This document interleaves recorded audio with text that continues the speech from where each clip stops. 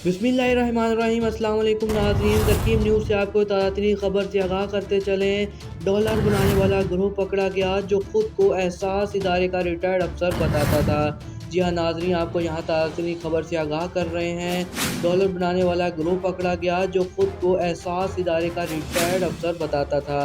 खुद को एहसास इदारे का रिटायर्ड अफसर कहलवाने वाला गिरोह का सरबराह इमरान बैक्टर गिरफ्तार। जी हाँ नाज़रीन, यहाँ आपको ताज़ा खबर से आगाह कर रहे हैं। डॉलर बनाने वाला गिरोह पकड़ा गया जो खुद को एहसास इदारे का रिटायर्ड अफसर बताता था।